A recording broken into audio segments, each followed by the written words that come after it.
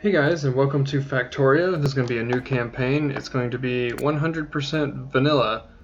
Um, I think I'm just going to leave everything preset, normal, regular, medium, middle of the road. We're just going to see what we get. I'm hoping this doesn't break my other campaign that's currently in progress. I've heard about problems you can have switching mods. I haven't really looked into it too deeply because I'm lazy. But it just kind of felt weird to just kind of jump into a mod pack that was so complicated. My first time recording and kind of my first time getting back into the game, that I thought I would do a vanilla run as well, or if it wrecks the other one first and then jump back into the other one. Um, I was thinking that I would sort of treat this as a how-to. I know there's plenty of better how-tos out there online, um, but why not? I feel like it's kind of in the spirit of the very first vanilla campaign to kind of approach it in that direction, and so we'll see how that goes. Maybe it'll go terribly. So this is our starting area. I'm just going to pretend that you've never played Factorio before, you've never heard of it, but somehow you magically stumbled upon this video. First, my apologies that you found this one instead of some of the other tutorials that are out there. I haven't really watched any that are just full-on tutorials, but I'm sure there are many out there that are better than this one, and I advise you to don't watch this one, but supplement your education as much as you can. Anyway, so in Factorio, essentially the scenario is that you're I guess, lone survivor. You're on an alien world, and I don't know how you got there, but I assume like a crash land. You're in an alien world. There's alien life here. All the resources here are things that humans are familiar with, conveniently, and they're very neatly laid out. You don't have to mine for coal; it just kind of lays on the ground. And that's true with pretty much every resource. There are alien monsters here that will kill you. Your objective is to build a rocket and I believe launch a satellite, and kind of the idea behind that is, I think, to communicate with other people on the outside off-world to come rescue you. You will find in this game that you never get hungry, you never get tired, you never sleep. You can build lots of things on hand, and that's the majority of the game, is that you're basically your own engine of kind of like ramping up a technology tree. You start out with basically a gun and some ammo and some iron plate, and conveniently you have one iron chest, 2 pieces of transport belt, which is just like conveyor belt, 2 burner inserters, which are machines that are smart enough on their own to grab resources and put them somewhere adjacent to them. And later in the game, you're going to be building assembly machines that will construct various components for you, and these inserters are smart enough to interface with the assembly machines in such a way that they always work. Because magic. You start off with the knowledge of knowing how to build inserters that run on electricity instead of the burner inserters, which run on coal that you start with. You also have the knowledge to build small electric poles, underground pipe. You start out with some regular pipe. You know how to smelt or make stone bricks. You also know how to build all these things. So we have picks, which we're going to need one of those right away. Repair packs, which are just consumables used to repair things that are damaged by alien attacks. Boilers, steam engines, burner mining drills. These are mining apparatuses that are placed on top of these sprinkle deposits that will mine materials for you. The more advanced electric mining drills, which will do the same thing, but more effectively in area, and they run on electricity. Offshore pumps, which consume no energy, and will pump water out of standing water. Stone furnaces, which are used for smelting. Labs, which look like strange geodesic domes that you use to research technology. These are very mysterious and sort of strange. We'll see more about that later. Other things that you know how to build and or have are planks of wood, pieces of iron plate, copper cable, iron sticks, iron gear wheels, simple electronic circuits, and then things called science packs. So there's red science packs and green science packs, or science pack 1 and science pack 2. You maybe I'll get into this now.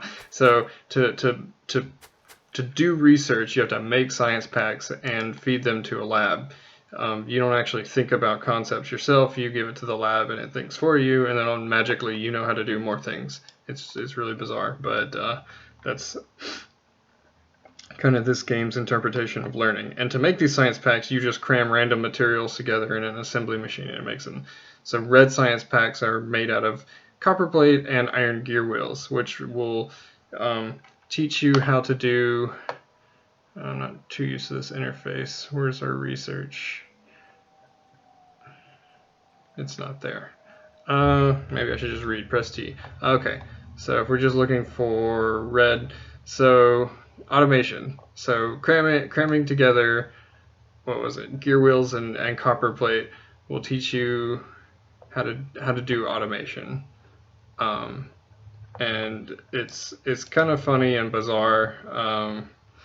So logistics. So this gives you underground belt. So this belt that you can feed under the ground and avoid obstacles when you're moving your raw materials around on your belt. And yeah, so just by putting these components together, somehow you learn how to make these different things, or faster inserters, or these things called splitters, which are very nice. You can split one belt into two. And either go in different directions or balance the belt, etc. What else can we make? We can also make some military gear. So we can make pistols, we can make firearm magazines, and we can make a radar that will scan the map, shown here, and we can see further out. Right now, our map this is really actually a cool starting area. So the only base ingredients you will encounter in the game are water, trees, stone, coal, iron, copper, and oil. I think that's it. It's not a lot, and you can make tons of stuff. Eventually you can make trains and automated turrets and flying robots. And it's crazy what you can make from these rudimentary materials, but you kind of build up in your technology. But this is a really cool starting spot since there are enemies on the map. I wasn't playing with enemies in my last campaign. We basically have a giant wall that will protect us from attacks this way. They will feed around, but it's less to wall off. We have 3 copper deposits, a tiny bit of copper here, and I might just tap this or maybe even this just to get started. A couple stone deposits. Coal right next to water, which is really nice. You'll see when we build the steam engines and start getting power. And iron that's really close to the coal. That's nice for some quick smelting setups. That's a lot of talking for not doing anything.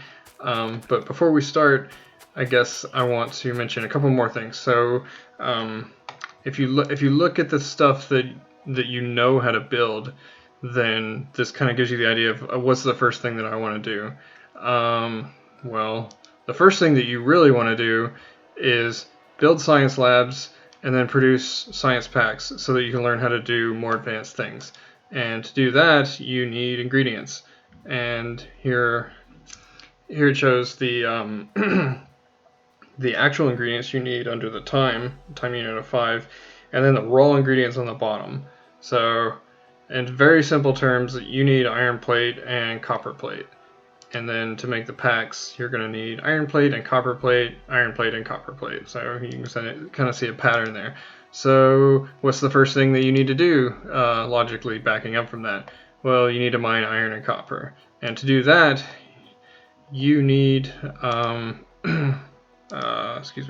you're going to need these burner mining drills, which are made out of raw stone and iron plate. So in order to and you do start out with one, so you can go ahead and start a little bit. So burner mining drills is the first thing that you really want to start picking up. So then that means the first thing that you're going to want to start acquiring really is iron. So here's a burner mining drill. This shows my inventory. This is the fuel for the drill, and this is the output that it creates. So this thing needs fuel. So naturally, what's fuel? Coal is fuel, but also trees are fuel. So you can chop down a tree, and sometimes this is dually efficient in circumstances where you need more space. If the tree's in your way, you can chop it down, and you also get fuel. So you can open the interface here. There's also faster ways to interact with stuff, but just for the purpose of showing where this goes, you put the fuel in the machine, and it starts mining. And as it mines, it's going to produce iron ore, and then all of a sudden it stops. Why did it stop? It's because I'm not sure why I can't move this, but it's trying to output this ore. Oh, it just spit it on the ground. That's why. So whenever a machine, every machine that you build will automatically stop when its output is blocked. So it needs something to handle this. So you can either pick it up by pressing the F key and it'll continue to work, or you can put something in front of it for it to interact with, like a piece of transport belt. And so this, you can see, you have a couple pieces here, and so they'll just sort of move along as it collects them, and then again it's going to back up. Alternatively to that, you can build a box and store it, or you can put it into wherever it's going to go next. So a lot of times you're belting this stuff far away to somewhere else, and eventually you'll use an inserter, one of these guys, to put it into a machine. There's a lot of types of output and other machinery that can accept feed directly, and this is one of those in this case. So you can feed this directly into here without any inserters or belts or anything. The only downside to this is that your finished product is going to be right next to your mining area. This is a furnace for smelting iron, and this thing will continue to fill it up for, I think it's just one stack, whatever it can hold. We'll just put the rest of that in there. And this is also a combustion-based piece of machinery, and it's also going to need some fuel. So you can manually mine stuff, and the whole point of this game really is that there are things that you can do by hand. I wonder if the sound's not really balanced. That's pretty loud. Let me take a look at that. Sounds. Maybe if we just drop the master volume. Oh, no, do not want to do that. It's a little bit better. It's still kind of loud. So really, I mean, you can mine iron, you can mine coal, and it does come to a point where you can't do certain things by hand. You can't smelt raw resources by hand. And we are also out of coal for that. So this is kind of a pain, right? We have to sit here and it takes forever just to get a couple pieces of coal, and they don't last long. This one's already that far done burning. This is the progress bar for the fuel, and this is progress bar for the product. But this is nice because we're dumping iron ore into this machine, and it just is able to, on its own, smelt iron plates. And you're not, no one has to like stand there and pour it to a cast for you or anything like that. Like, it just happens. There's so much stuff in this game that just kind of happens automatically. All these steps and details that are glossed over, just kind of so one person can build his own factory. Anyways, it's kind of an aside, but so we're making all this plate, and we can pull this out, and what can we do with this? Well, we're going to need more fuel for this, so the first thing that you want to look into doing is making more of these burner mining drills, because mining it yourself is a pain in the ass. So we can tell on our mini map over here that there's some stone, and you can kind of see it over here under the trees. So in order to build some of these drills, we're going to need some stone, so we're going to mine that by hand right now because we have no other means of obtaining the stone. We don't have any more miners, and even if we did, we'd have to get some fuel for them. So we're trying to solve that problem for ourselves. A lot of people who play this game very frequently kind of lament the first, I don't know, hour, I guess, of the game, because it's always pretty much exactly the same.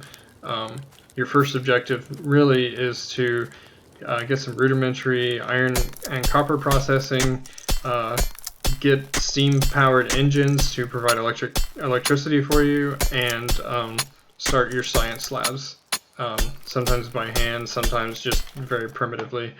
I'm going to try to be a little more organized than I am or have been in the past, and really kind of not do things in a lazy way.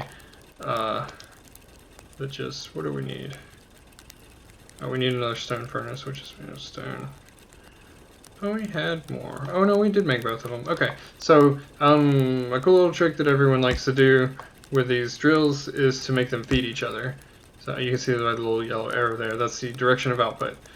So these two, and the reason why this works is because these uniquely output the same material that they use for fuel. So when they do that, this one will dig up coal, and you can see it digs up pieces of coal faster than it burns one piece of coal. Otherwise, this whole thing wouldn't work, and these things actually wouldn't even be worth using. So now that it's done that, it's dumped coal into this one's fuel supply, which is now turned on and refueling this one as well. So I started out with one piece of coal, and now they each have 4, and they're continuing to work relatively efficiently. So you can mine coal like that, or now you can just pull the excess coal out of their reserves, and this is a coal stockpile generating machine that's self-sufficient. And then you'll find that these things are, ooh, that's low on fuel. So we're going to pull half of that out and dump it in there. And so now we're making even more iron plates. So what's the next thing that we want to do? Now we want to start automatically mining stone, because stone is used in making those drills, and the fewer things that we have to automate, the happier we will be.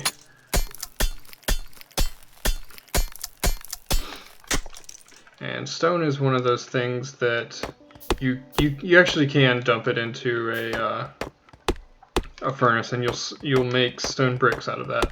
But we won't be using stone bricks for a while. I don't believe we want raw stone to begin with. So we went ahead and made our other mining drill. It needs fuel. I guess I'll just dump my wood in there. No, wait, actually I need my wood. But that's enough to get it started. And we wanted to make a wooden chest. And we're going to do this because we need something to for the output to go in.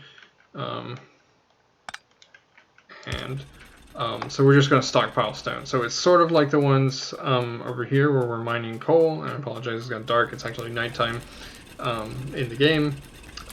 So these are mining coal for us, and this one we're mining stone. So we can just run over there and grab the raw materials. And in the same sense, this one's producing iron plate.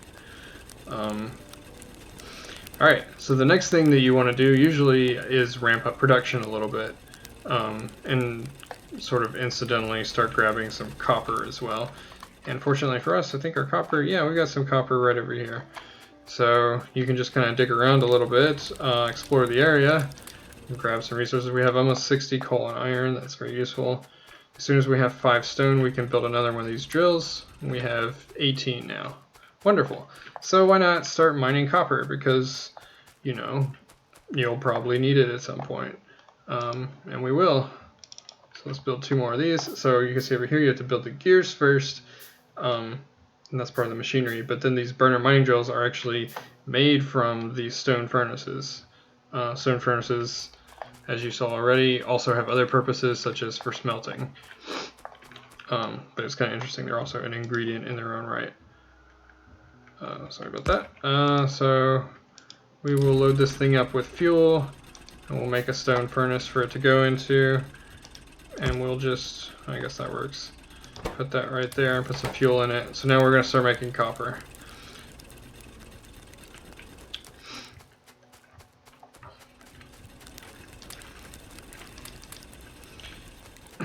So now we want to upgrade our coal production, I think.